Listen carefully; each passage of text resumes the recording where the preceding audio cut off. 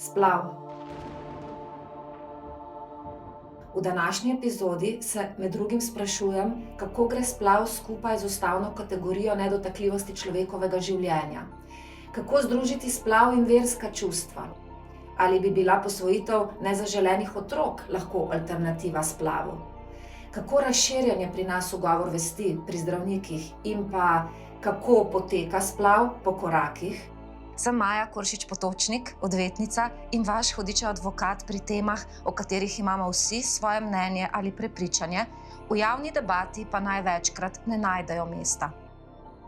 Danes je z mano Nika Kovač. Dogovorili sva se, da se bova tikali. A te lahko prosim, da se predstaviš tako, kot bi želela biti predstavljena? Jaz sem Nika Kovač, direktorica Inštituta 8. marec. Splav. Mene je ta tema začela izredno zanimati, ko sem prebrala eno knjigo, Dogodek in druga besedila. Annie Ernaux, pisateljica, tudi Nobelova nagrajenka, leta 2022 je dobila Nobelovo nagrado za literaturo, je zapisala, da kot mlada deklica ni vedela, ali je splav nekaj slabega zato, ker je prepovedan, ali je prepovedan zato, ker je nekaj slabega. Ona piše v Franciji v času 60., 70. let, ko je bil splav prepovedan, in začniva tu s to temo. Zakaj je splav tako kontroverzna tema? Jaz mislim, da nas predvsem želijo prepričati, da je splav kontroverzna tema. Če samo pogledava javnomnenjske raziskave po celotni Evropi, lahko vidva, da v resnici splav v večini držav, torej v vseh državah razen v Malti, podpira več kot 70% ljudi. In imeti 70% podporo za neko temo v družbi se mi zdi nekaj neverjetnega. Predstavljava si, da bi, na ta način podpirali neko obdavčitev ali pa da bi na ta način imeli neko drugo strinjanje okoli nekega drugega problema. Moje vprašanje, ki si ga jaz vedno znova zastavljam, jaz se s splavom ukvarjam zdaj že kar nekaj časa, o tem sem napisala eno knjigo, magistrirala, iz tega delala raziskave, pa je, zakaj nas hočejo prepričati, da je to tema, ki deli. Zakaj obstaja neka ta potreba v družbi, da verjamemo, da je to kontroverzna tema, tema, v kateri moramo biti tiho, kjer se ne bomo strinjali z ljudmi. In verjetno je odgovor v tem, da je to tema, ki je neposredno povezana z ženskim telesom. Da je to tema, ki je neposredno povezana z ženskami in da v družbeni ureditvi, v kateri trenutno živimo, to je kapitalistična družbena ureditev, to je neoliberalen sistem, je v resnici zato, da se razmerja moči obdržijo, nujno potrebno, da imamo nek spol, ki ni enakovreden, ki opravlja neplačano delo, ki ima nižjo plačo, ki v bistvu ohranjuje ta, reproducira razmerja moči. In to je ženski spol. Zato tudi govorimo, da sta patriarhalna ureditev in kapitalizem neposredno povezana. In splav pa je neka tema, ki to radikalno zareže, ki radikalno govori o nekem opolnomočenju, o lastni odločitvi, o kontroli nad ženskim telesom in verjetno zaradi tega se zgodi to, da nas prepričajo, da se v tem v resnici ne strinjamo. Še več, omenila si Annie Ernaux, tudi meni je to ful ljuba pisateljica in sem tudi jaz prebrala zelo veliko njenega pisanja. Moja izkušnja je bila radikalno drugačna kot njena.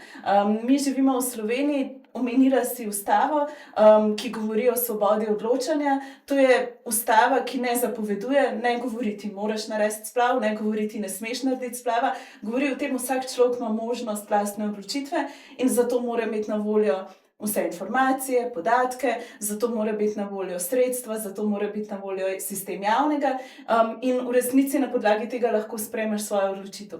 In ta ustava je bila vpisana ta člen je bil zapisan v slovensko ustavo, ker so se povezale političarke levega in desnega pola. Torej, zgodilo se je nekaj magičnega. Zgodilo se je to, da se je na tej temi poenotenje zgodilo in da je to postalo zapisano v ustavo. Zato meni splav nikoli ni bil nič kontroverznega. Zame je bilo to družbeno dejstvo in pač nekaj, kar spada v polje tega, da se vsak lahko odloči po lastni odločitvi, po lastni izbiri, glede na lastna prepričanja in glede na to, kaj verjame. In to se mi zdelo zelo lepo. Torej, splav kot ustavna kategorija, dajva ga tako poimenovati, ampak vendarle tudi nedotakljivost človekovega življenja je ustavna kategorija, 17. člen ustave. Kako gre to dvoje skupaj? Ja, jaz tukaj vedno rečem tako. Če samo pogledava zgodovino splava, lahko vidiva, da je zgodovina splava tudi zgodovina nosečnosti. Torej, o splavu mi govorimo, odkar govorimo o nosečnosti. Prvi zapisi o tem, kako se splav upravlja, kaj se dogaja s splavom, se pojavljajo že v starem Egiptu. Takrat so bili to pač neki zvarki, neki pripravki, neki nasveti. In potem, če greš naprej skozi zgodovino, lahko vidiš, da se te zakoni pač vzpostavljajo ali pa pravila glede splava, glede na družbeno ureditev. Ta razprava o svetosti življenja je zelo povezana z vzponom krščanstva, z vzponom cerkve kot institucije, in kar je meni zanimivo, je tudi to, da se je znotraj same institucije spreminjala pozicija glede svetosti življenja, glede na to, da in se je v resnici pojavilo dojemanje cerkveno splava, kakor je zdaj, torej da je to pač greh, šele z pojavom industrializacije. Industrializacija je v resnici zbudila potrebo po delovni sili, pojavila se je potreba po nadzorovanju rojstev in takrat se je v resnici potem tudi v cerkvi začelo obravnavati na drug način. Še bolj zanimivo. Cerkev, ne? Dobro, cerkev, islam, judovstvo, Vsaka, mormoni, čisto, Jehovovi ja, priče, ampak vsi. čisto vsaka vera ima drugačno prepričanje, drugačno dojemanje splava kot koncepta in kdaj je splav dovoljen in na kakšen način je dovoljen in kdaj je sprejemljiv. Jaz imam enega zelo dobrega prijatelja, prihaja iz Indonezije, je musliman, in on je meni rekel, jaz podpiram tvojo kampanjo My Voice, My Choice, zaradi tega, ker smo prepričani mi v naši veri, da je splav dovoljen takrat, ko lahko ogroža življenje ženske, ko lahko, ko lahko škoduje ženski. In sva našla tukaj neko točko strinjanja. Še nekaj bi dodala, ker se mi zdi zanimivo, ko govoriva o svetosti življenja, v družbenih konceptih, ki oblikujejo mnenje o splavu, je mogoče tudi to, da meni vedno rečejo, joj, napadate samo neke verske skupine, ki imajo neko določeno pozicijo do tega. Moj najljubši primer je primer Sovjetske zveze. Sovjetska zveza je tudi v bistvu legalizirala splav, prva država, ki ga je legalizirala, potem pa čez nekaj let ga prepovedala. Zaradi tega, ker jim je začelo iti slabo, sprejeli so zakon o veselem materinstvu, oni niso sprejeli tega zaradi svetosti življenja, ampak zato, ker so rekli, da so ženske doživele stopnjo komunističnega razsvetljenja in da zdaj pa one hočejo samo rojevati otroke. Torej, tukaj se v bistvu kaže, kako splav vedno pride v roke neki določeni instituciji, nekemu določenemu prepričanju, zelo povezan s tem, s to neko kontrolo. Jaz bi rekla tudi to, da kar smo se mi naučili, pa kar kažejo tudi podatki, je, da zelo velika večina vernih ljudi tudi podpira splav. Da tudi ta koncept, da vedno rečejo, sej, če pa bo škodovalo to ženske, ali pa sej, če bo pa to uničilo življenje, pa lahko to razumemo. Tako da se mi tudi zdi, da tukaj niso stvari črno-bele. Pa še eno stvar bi pač poudarila, glih zato pa jaz sama se v te razprave ne maram spuščati. Meni se zdi, vsak zase naj si izoblikuje lastno vrednotenje, lastna občutja glede svobodnega odločanja o rojstvu otrok. Če si ti prepričana, govorim hipotetično, da ti tega nikoli ne boš naredila, ker se ti zdi to skregano s tvojimi lastnimi načeli, bom jaz rekla, absolutno to podpiram. Želela pa bom, da ti ne posegaš v nekogar drugega, ki bo sprejel v nekem trenutku neko drugačno odločitev. In zato se meni zdi ta slovenska ustava tako genialna, ker dopušča vsakmu, da ima svoje mnenje v najrazličnejših stvareh, ampak hkrati tudi govori to, ljudje smo odrasli, vsak od nas se odloča po svoje. In to je meni neka ta lepota, magičnost te naše ustave in dopuščanja tega, da sobivamo, tudi če smo prepričani, da recimo, če se ne strinjamo o tem, kdaj se recimo življenje začne. Meni je zelo lepo, tudi to redko govorim, imamo v inštitutu eden od kolegov, Grega mu je ime, je globoko, globoko veren. On je vsako nedeljo pri maši, res za njega je tako, njegovo vrednotenje sveta je vrednotenje sveta skozi svetopismo. Res verjame v svetopisanske vrednote.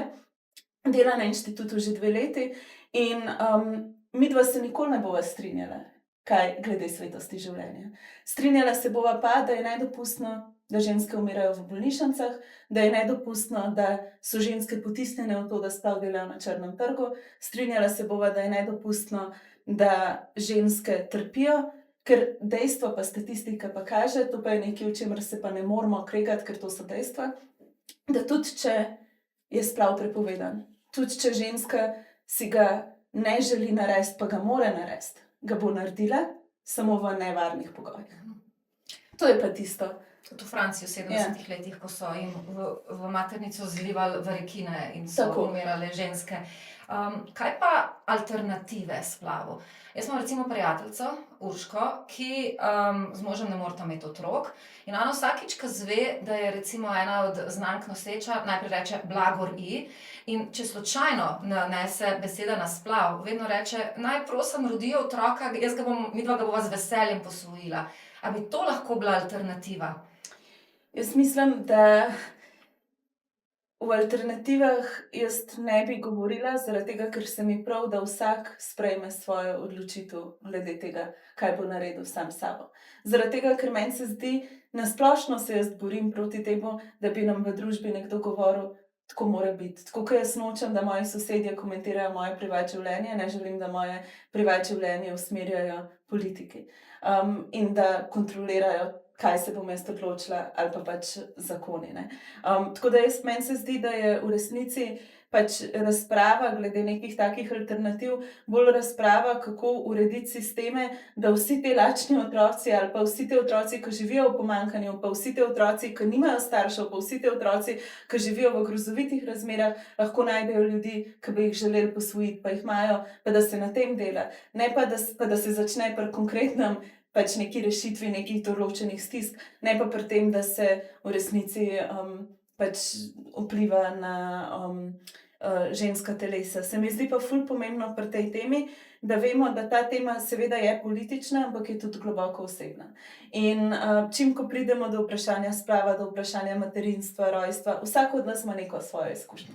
Saj v zvezi s tem, Ja. zdaj splošna percepcija v družbi je, da v bistvu splav delajo predvsem najstnice, recimo po nezaščitenih spolnih odnosih na zmenkih, a ne. Ampak recimo moja osebna izkušnja je, da bistveno več znank je naredilo splav, ne vem, v zgodnjih 40-ih, v poznih 30-ih, ne. Recimo, ne vem, moja prijateljica Ana, poročena, imata 2 otroka z možem, ne vem, stara 12 in 15 let in lani pri 43-ih je ona ugotovila, da je noseča. Ona je šla seveda delat splav in je poročala, s kako grozo je ona ugotavljala, da v bistvu da je noseča, vendarle, ne, najstniška otroka, kariera, toliko enih stvari, toliko enih hobijev, ki jih še ima, ki bi jih ona rada dosegla, ne, oziroma bi jih rada v življenju še počela. A morda poznaš kakšno statistiko ali pa vsaj kdo so ženske, ki v povprečju največkrat delajo V splav? bistvu te zgodbe, ki si jih povedala, to potrjuje samo statistika, a ne. Tudi statistika govori, da je največja količina splava v bistvu v teh poznih 30-ih, ampak hkrati pa jaz tudi vedno rečem, toliko, ko je splavov, toliko je zgodb o splavu. In prav je, da tega ne obsojamo, prav je, da to pač dopustimo, da se te stvari dogajajo in da razumemo, da se. Še ena stvar, ki se pa meni zdi, da ko govoriva ravno o statistikah, zelo povedna, pa jo jaz vedno znova poudarjam, je ta, da v državah, kjer je splav legalen, dostopen, kjer je, ne vem, pri nas zapisano v ustavo, da je bistveno manj splavov, kot v državah, kjer je prepovedan. Zakaj?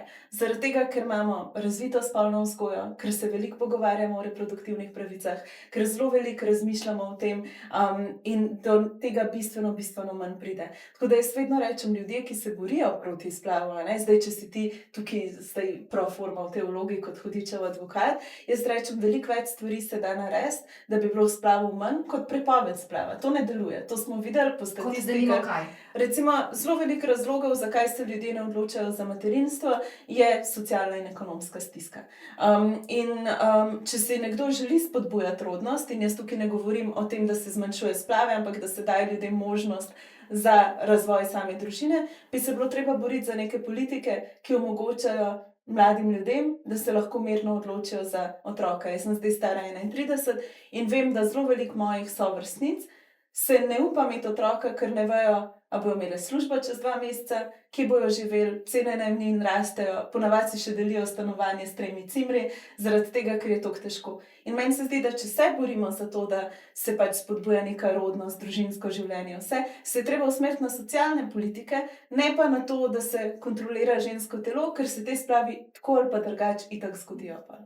Torej, če se pogovarjava o ženskah v zgodnjih 30-ih, ki imajo razmislek o vsem tem, ne predstavljam si, kako more biti najstnici, za katero se zgodi, da je noseča, a ne. Zdaj, na tem mestu jaz vendarle moram reči, a ne, za spolni odnos sta potrebna dva partnerja in, dejstvo je, da, tudi zaščita, kontracepcija je, odgovornost obeh, pa vendarle je dekle tisto, ki zanosi po nekem lahko zanosi po nekem nezaščitenem spolnem odnosu, fantje ne, a ne. Ampak če se vendarle vrnem k tem mladostnim nosečnostim. Tudi fantje so tisti, čigar življenje se spremeni, v kolikor bi prišlo do tega, da se tega otroka donosi. Zakaj torej v družbi na trenutke poslušamo, kako zelo je to pereč problem, najstniške nosečnosti, najstniški splavi? Ja, jaz mislim, da je to drugače, glede na statistiko vedno nižji problem in da tukaj zelo veliko naredijo tudi organizacije, ke se s tem ukvarjajo. Vedno je tako, da se pač da odgovornost na žensko, ne. Vedno, tudi na koncu so naši zakoni tako narejeni, da pač ta skrbstvena vloga je pač pripisana navadno ženski, in v resnici se mi zdi, da se tukaj dejansko zares potem, tako obrnejo stvari. Ampak recimo meni je bila ena zelo zanimiva stvar, jaz sem študirala 1 leto na Kolumbiji v Ameriki, in moj mentor je bil Steven Friedman. On je, bil direktor MTV-ja. In ena od stvari, ke je bila v času, ko je bil on direktor, v Ameriki velik problem so bile najstniške nosečnosti. Zakaj? Zaradi tega, ker tam ni mreže javnega zdravstva, zelo težko je priti do neke vzgoje, sploh v nekih bolj, konzervativnih državah, izjemno težko pač sploh odpreš to temo, splav je nedostopen, predvsem tudi zaradi tega, ker je povezan z nekimi stroški. In oni so naredili serijo na MTV-ju Teen Moms. Jaz ne vem, če se kdorkoli to spomni, ampak jaz sem to gledala, ke sem bila mlajša. To je bila v bistvu serija o, mladostnicah, ki se odločijo, da imajo otroka, da ga obdržijo, ampak so stare 15, 16, 17, 18. In zakaj so to naredili? Ker se kdaj zgodi, da v družbi toliko romantiziramo materinstvo, da se zdi, da saj to pa je nekaj najlažjega na svetu, najlepša vloga, nekaj najbolj popolnega. Ja, seveda, vse to je, ampak hkrati je pa to tudi zelo veliko odrekanja, dela, skrbi, zelo veliko tvoje življenje se spremeni. In oni so s to serijo se v bistvu odločili pokazati, kako deluje družba, kako se spremeni življenje. Kaj dejansko sploh pomeni biti najstniška mama. In kaj so ugotovili? Statistike so začele padati. Zaradi tega, ker so s tem v bistvu dvignili pač to razumevanje tega, ker so sporočili družbi, kaj se dogaja, in so potem začeli v bistvu, na ta način tudi skrbeti za neko reproduktivno varnost. Kaj pa oče oziroma partner oziroma oče tega nerojenega otroka? Spola sta enakopravna, a ima pravico reči: "Ne strinjam se s splavom, ne greš delat splava"?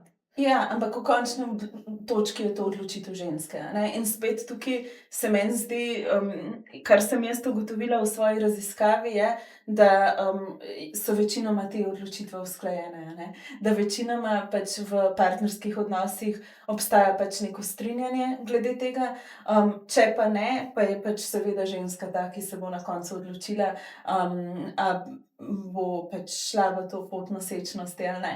Ena mojih najljubših zgodb, ke jo imam jaz v svoji knjigi Pravica, moja odločitev, je zgodba, o eni zelo, verni ženski, ki prihaja iz ene manjše vasi v Sloveniji, in že takoj, ko sta se ona pa njen mož spoznala, je v bistvu, on ji je povedal, da je za njega splav nekaj, kar mu je nedopustno.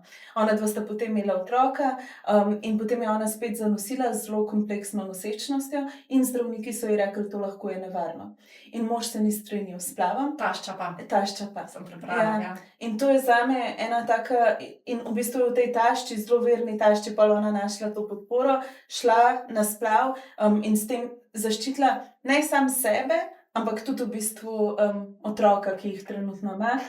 In se mi zdi, da je pač tako, da tukaj Ja. Če morda malo konkretno, kako je urejen splav v Republiki Sloveniji. Zdaj pravno lahko jaz povem, do 10. tedna nosečnosti je splav dovoljen na zahtevo nosečnice, potem je to komisija. Skrajna meja za splav je 28. teden, a ne? Ampak konkretno, kako poteka sam splav? Ugotovimo, da smo noseče, odločimo se po skrbnem premisleku, da iz kateregakoli razloga tega otroka ne želimo obdržati, kaj potem? Ja, najprej bi povedala, ker se mi zdi ful zanimivo, recimo te meje, do kdaj je splav, to so arbitrarne meje. In recimo v vseh državah, če gledaš pregled, je to spet ena stvar, tako kot, ki je v bistvu odločena. Nekje je treba zapisati v zakon, Nekje je ja. zapisano v zakon, ampak ne obstaja univerzalnega strinjanja. In mi imamo eno bolj strogih mej. Recimo teh do 10 tednov na zahtevo je v bistvu med temi bolj strogimi mejami. Kar se meni zdi v redu, jaz sem s tem, mislim, sam tako zanimivo mi je bilo ta fakt. Kaj se zgodi? Ti pač ugotoviš, da si noseč, odločiš se, da boš naredil splav. Ponavadi se pol zgodi, da začneš na spletu iskati podatke. In ena od stvari, ki sem jih jaz ugotovila, je to, da večinoma pridejo ven podatki neokonzervativnih gibanj, ki te skušajo prepričati v eno odločitev, zastrahovati, povedati na napačen način predstaviti, kako ta izkušnja izgleda. Smo pa mi naredili stran mojo odločitev, kjer v bistvu so vsi procesi opisani. Možnosti je več, najpogosteje se splav dela s tabletko, kar pomeni, da moraš iti k ginekologu, dobiš napotnico, in potem vzameš prvo tabletko, potem pa navadno ali v bolnici ali pa doma še drugo, in potem se ta proces zgodi. Potem pa v primeru, da nimaš izbranega ginekologa, kar je vse pogostejši problem, Ja. vse več žensk, še posebej najstnic. To je pa pač eno zelo težko vprašanje, pa zelo težka situacija. Več možnosti je. Prva je možnost je ta, da greš na v bistvu Urgenco. privat ali pa urgenca. In tukaj potem se na podlagi tega odločiš. A še kakšna druga možnost? Ena je tabletka? Ja, potem je Prekinila sem. pa v bistvu medikamentno, kar je pa s samim procesom, kjer ti v bistvu potem te celice sperejo na nek način s telesa. Koliko boleč pa je splav? Odvisno. To je pa spet tako, da zelo različno opisujejo, koliko je to boleča, pa stresna izkušnja, povezana je s pragom bolečine, povezana je s tem, kako tudi s kakšnim mindsetom greš ti tja, ampak kar je pa pomembno, da se zavedaš, da tebi pripadajo vsa protibolečinska sredstva. Torej, zelo pomembno je, da veš, da ko greš ti na ta proces, da ti lahko, če te boli, zahtevaš protibolečinske tablete. Ne rabite boleti. Lahko poskrbijo zate. So pa pričevanja o tem, koliko je to bilo za koga boleče pa težko, zelo različne. A je treba za splav plačati? Ne. Okej. A se lahko splav naredi potiho, tako da nihče ne ve in da se spoštuje neko željo po anonimnosti? Ja, jaz mislim, ja, lahko. Je pa dejstvo, da v samih pač institucijah pa ti ne boš sam.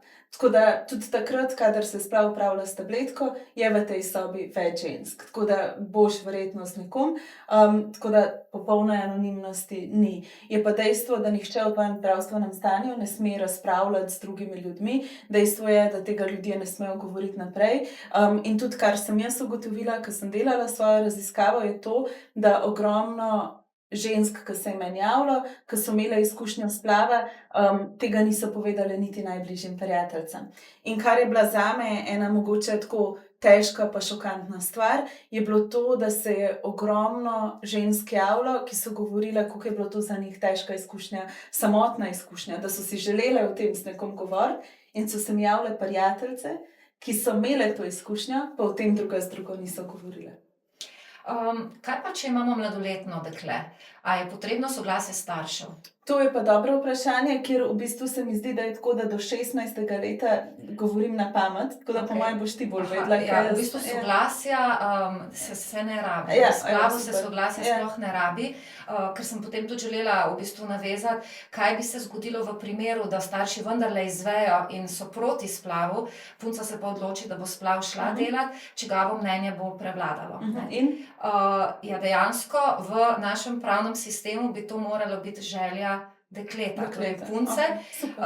Ampak seveda je pa naslednje vprašanje, kaj pa vsi neformalni pritiski, ugovori vesti zdravstvenega osebja? Namreč moje znanke poročajo, da so se s tem veliko soočale. Z vzbujanjem slabe vesti, z vprašanji, a si prepričana, da to res želiš narediti, a zdaj boš pa šla svojega otroka ubiti in podobna vprašanja. Ja, to tudi jaz v bistvu pišem v tej svoji knjigi. Dejstvo je, da čeprav imamo črka zakona drži, čeprav ustava drži, so dejanske prakse lahko res drugačne, in pride do nekih neformalnih pritiskov, do nekih neformalnih, kaj bi rekla, poskusov vplivanja na samo odločitev. Kaj pa ugovor vesti zdravnikov? Na Hrvaškem je to blazen problem, In v slišimo. Italiji, v Sloveniji tega na tak način množično ni. Se pa zgodi, tudi videli smo, da je bila v Murski Soboti zavrnjena celo v lekarni, tabletka. Izdaja tabletke. Ja, ampak kar je še nekaj bolj normalnega v družbi, torej to sem prihaja, ampak zdi se mi tako, prvo ugovor vesti, če gremo v to. Italija, 80% zdravnikov uporablja ugovor vesti, Hrvaška, ogromna številka ponovno. Zakaj se to dogaja? Zaradi tega, prvič zaradi nekih verskih osebnih razlogov, drugič pa tudi zato, ker imajo tam organizirane skupine, ki zastrahujejo zdravnike, da tega ne počnejo.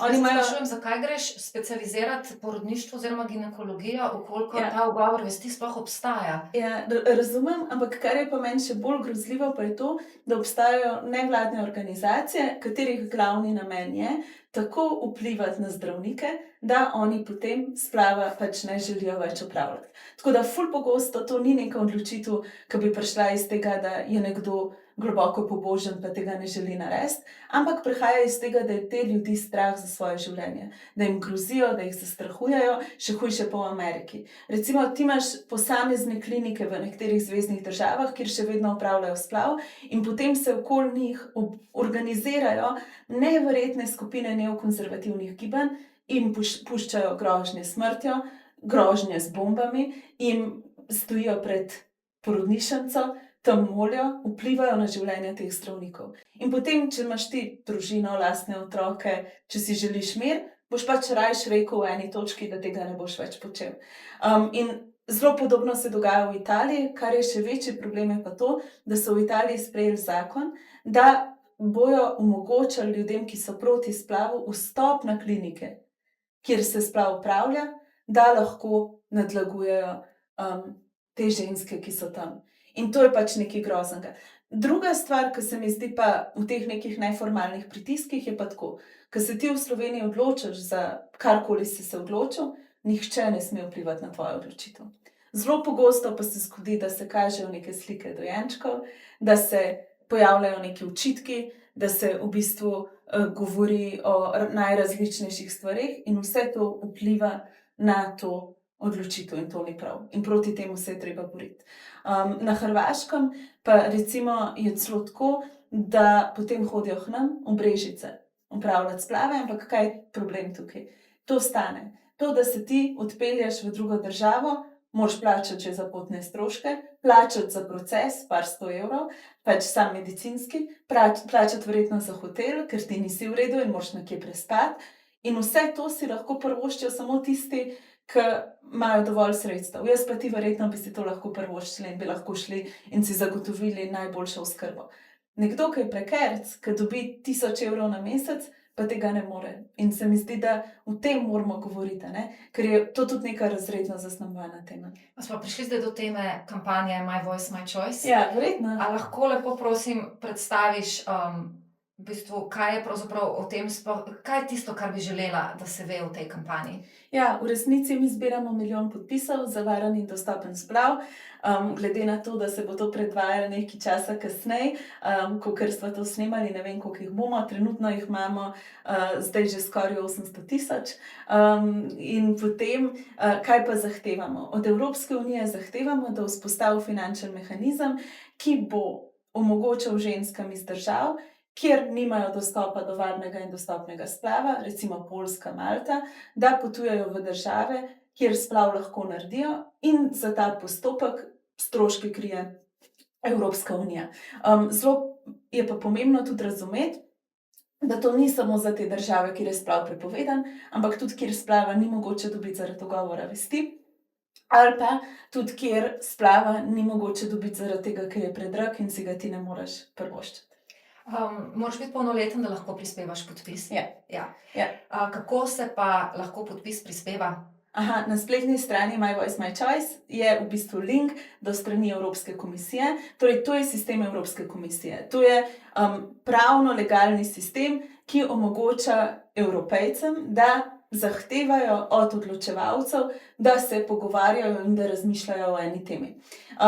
Treba je dati svoj EMŠO noter, to je vse zelo zaščiteno, zaradi tega tudi jaz ne vem, kdo so ljudje, ki to podpisujejo, kakšen je njihov e-mail naslov. Mi ne moramo zbrati te baze podatkov. Torej, ni bojazni, da bi enkrat nekdo na podlagi dostopa do informacij javnega značaja zahteval seznam slovenskih podpisnikov peticije? Ne. Tako da to je v bistvu evropski sistem. Podpisuje se torej nadaljavo, nikamor ti ni treba iti? Ne, preko spleta se lahko podpiše. In vzame koliko sekund časa? Po moje ne 45. Nika, najlepša hvala. Iskreno želim veliko sreče na poti te kampanje in pri nadaljnjem delu in najlepša hvala, da si bila moja gost. Hvala za vse. Hvala. Poslušali ste epizodo podcasta Hudičev advokat, ki ga ustvarjam odvetnica Maja Koršič Potočnik. Podcast objavljam vsak drugi ponedeljek ob 6. zjutraj na kanalih YouTube, Spotify in Apple Podcast. Imate vi kakšno perečo temo, o kateri bi lahko govorili v podcastu? Sporočite mi vaše predloge. Naslednjič bomo govorili o zakaj se bojimo zavrnitve, kako na nas vplivajo naučeni vedenjski vzorci in predvsem, kako se postaviti zase, ne da bi pri tem škodovali odnosom.